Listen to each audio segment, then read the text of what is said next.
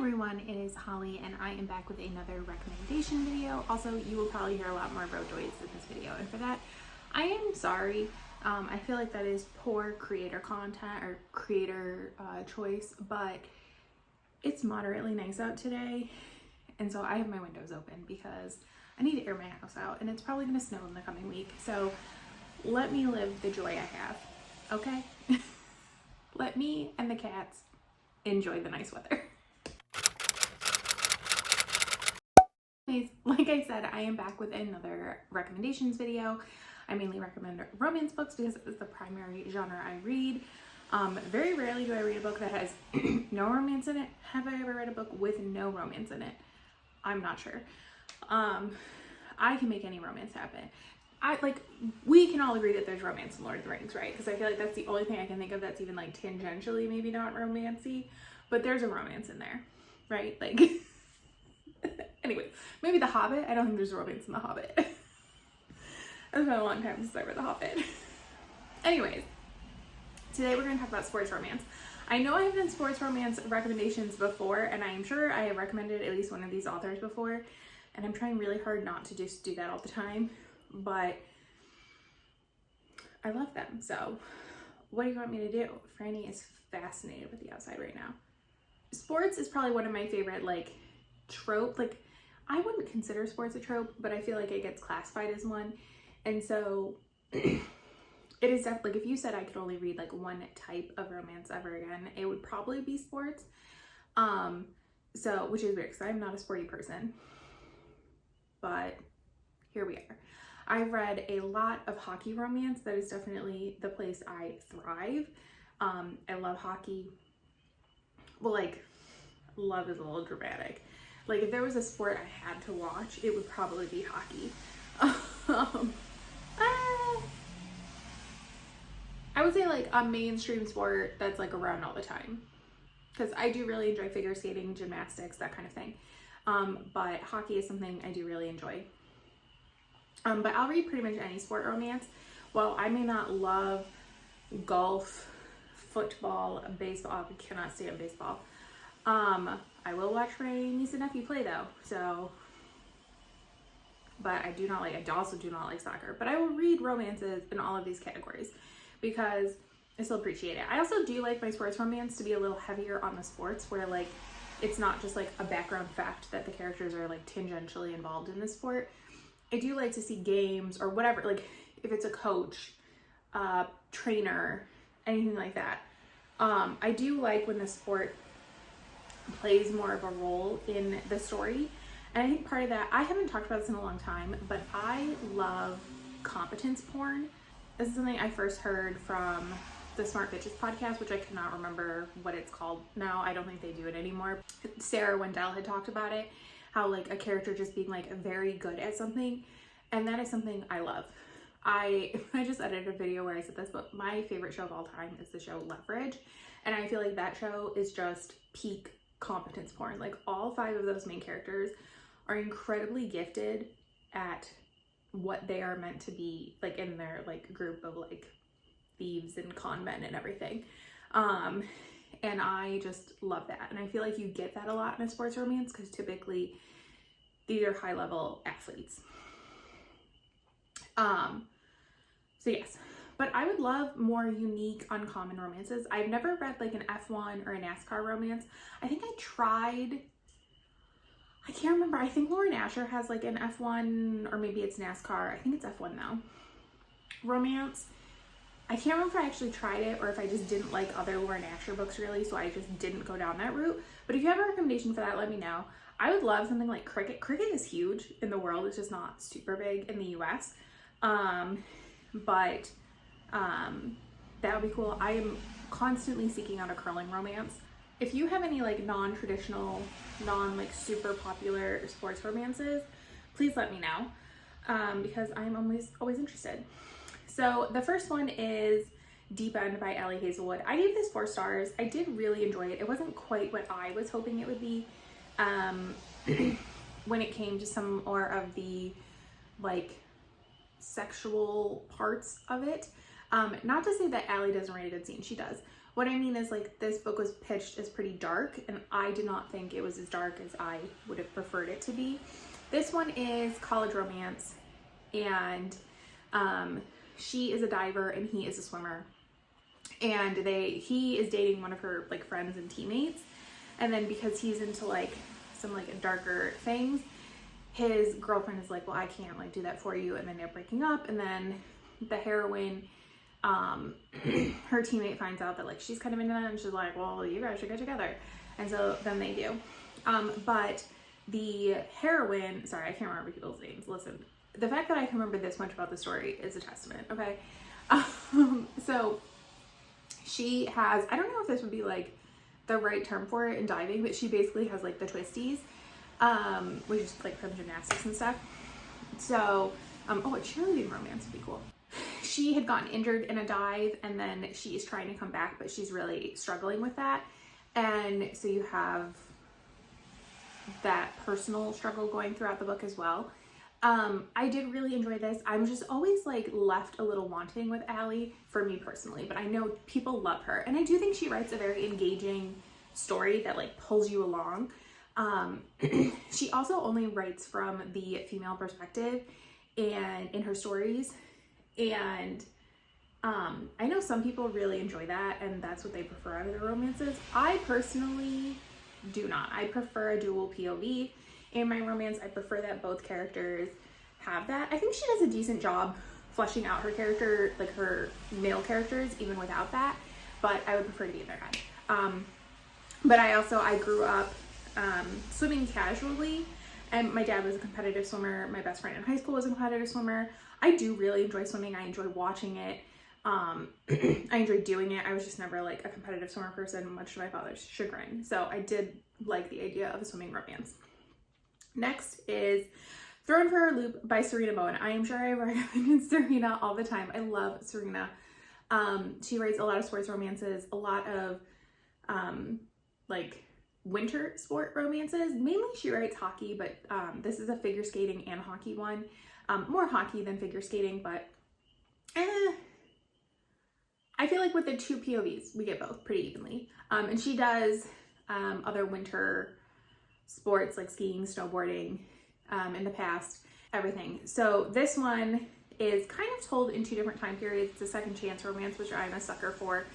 And the heroine grew up being a figure skater, and the hero grew up being a hockey player, and he ended up working at a figure skating camp and meeting her when he was in like high school. I think they were both in high school, like late high school, and kind of having a fling, and then due to things they had like a falling out, and now he is an NFL player at a New York team, not the Brooklyn Bruisers. We are in a new New York NFL team for Sarina that does play against the Bruisers. Are we going to have to make choices, Sarina? Are we going to have to take sides? Because that would be rude. Like, I already have like the Hockey Guy series where it's out in Colorado, but at least like I feel like they're geographically so far away. I can pretend they're not playing the Bruisers, even though they do canonically in the books. And she is now a skating coach, and she ends up being hired by his team, and they have to work together. And this book, it leaned a little women's fiction-y to me, just in how it was written tonally, but I still think it was very good. It was very good Sarina, very good romance. I liked this. Sarina does a great job of incorporating the sports and the skills into her stories. And there's some pretty solid sequel bait in this one as well. I gave this 4 stars. Next was Unsteady by Peyton and Corinne. I know this one is very popular, so like, who am I? I gave this 4 stars. It's probably more of like a 3.5 for me. I did enjoy it. I feel like I may enjoy her writing more by audio. So I have requested the second book on audio from my library. I think I'm like down to like a month on my hold. Whereas I read the first one with my eyeballs because it was on Kindle Unlimited. I think she has been picked up now though, to be trad pubbed. So I also did not know, this is actually a college hockey romance. I thought this was just straight adult, and it is not. I think I would have preferred it be adult, but that's just like a personal preference thing. So we have our hero And he actually got in a pretty bad accident. I will say I feel like I do have a type, and I do like a character that gets into an accident and like has trauma and has to come back from that. I don't know what that says about me. Anyways, and so he has a lot of like anxiety around going back to skating. Like he almost died on the ice in a hockey game, which I kind of appreciated that she addresses that. I think it's very easy to think that sports in general are not dangerous, but they are. Obviously some have slightly less risk. Like you are probably most likely not going to die or be seriously injured playing golf. Like you could get like freaking hit with a golf ball and it probably could kill you. But the likelihood of that happening is pretty low. Whereas obviously football, we talk a lot about just societally about concussions and traumatic brain injuries and everything. So you do have that. And then hockey is a very violent sport. People have been killed on the ice before. And you are risking a lot doing this. Obviously it's still a choice and everything. So I did appreciate that, and I liked how she like went through like the psychology of it and everything. She is a figure skater and she competes. Like she's in college, like competitive figure skating, which I never knew was a thing, but totally makes sense was a thing. They end up being at like the same ice rink, and I think his dad is like was an NHL player as well. And her brothers play and are taking part in a camp that he is helping out at. And she has a lot of family drama going on. Her father is an alcoholic, and so she's basically taking care of her little brothers, basically momming them, but she's trying to go through college. She's having some issues with all of that, and then the figure skating, some issues with her coach. This book was very angsty. So like if you were looking for like an angst-ridden story that I feel like is probably going to like really pull on you emotionally, I think this is a very good one. It is definitely on the longer side, or like I feel like it was longer. Both characters I felt like were like equally developed. I love that in my romances when like both characters get equal screen time and equal development outside of the romance. Like they are individuals along with being part of this couple. So yes. Next is another hockey romance. I told you I have a type, and I also feel like I just go back to it all the time. And that is Spotlight by Rebecca Jenshak. I found Rebecca over like the last year and a half, and I have just easily fallen in love with her. I don't think I've given her a 5-star yet, but I'm sure it's out there. I gave this 4 stars. This is the start of a like newer hockey series for her. And I think it takes place in like Montana, which I love. I love a book that takes place in like Montana, Utah, Idaho, like that area. Like I just like the theoretical vibes in my head are elite for those like areas. I don't know. And I think part of it is like it's just such a beautiful area. Same with like Utah, Colorado, that thing. Like I'm sure they have issues just like everywhere else, right? But like just scenery wise, it's just like a beautiful place. I feel like it's still America, but a lot of those states, like there's a lot of like smaller town, like feeling and vibes, more rural, and that's definitely me. So, you know, I'm not a New York girl, even though I have born and raised here. And I don't think I would ever leave permanently, so, but still. Anyways, so this one, he is a hockey player. He's also a single dad, and she is a romance author. And actually, we meet her in her previous series, the Holland Brothers series. Her sister has a romance there, and she ends up getting hooked up with this hockey player to learn about hockey so that she can write a sports romance. She was always a paranormal romance author now, and she kind of like spontaneously wrote a sports romance, and it was supposed to be baseball because that's what her brother-in-law plays. And her publisher was like, but hockey is all the rage, so we need you to write a hockey romance. And so her agent gets her hooked up with this guy, and he has like a meddling dad that is like part of what gets involved here. I love a meddling like parental or grandparent figure. I'm a sucker for an old man in all things. I'm always gonna love it. So yes, I'm not always a fan of single parent romances, but I thought this one was well done. And I don't remember a lot about the male character in here, like what any of his like issues were. I do think that they had to struggle with like the idea of like, where are they gonna live? Like, what are they gonna do? Because she's from Arizona and that's where her family lives and all of that. But I just always enjoy Rebecca. I think Rebecca gives me a lot of like 2010s, probably like early 2010s when I was first really getting into contemporary romance like vibes. Like, it's not super dark and angsty. That doesn't mean that like these characters don't go through things, don't have struggles, don't have conflict. It's just, it's not like super angsty or dramatic. And like, there's a time and place for books like that, but that's generally not what she is.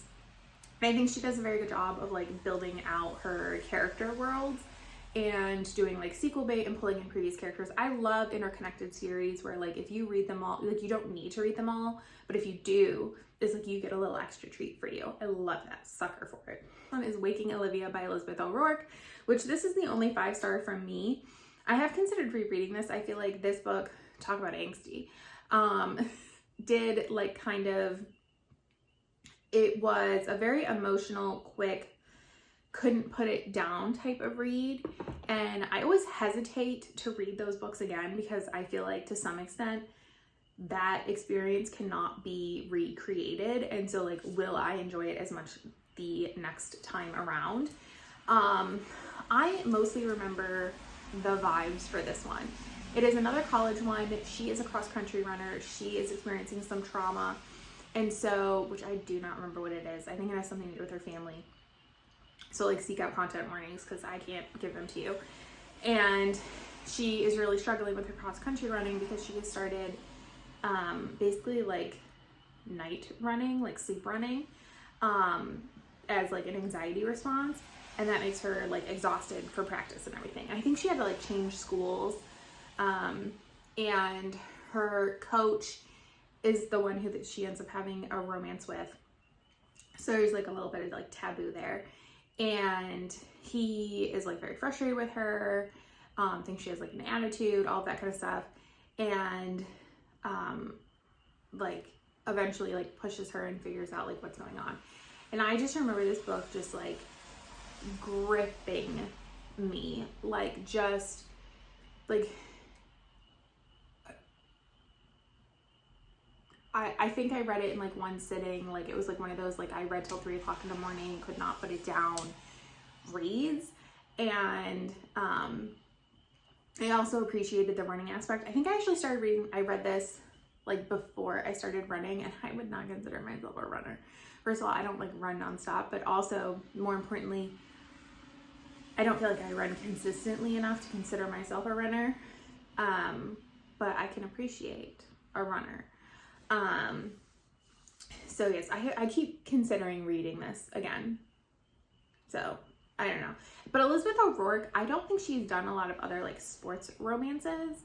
So I feel like this is a little different for her. Maybe I'm wrong, but I've only read like a few books by her. I do want to read more by her.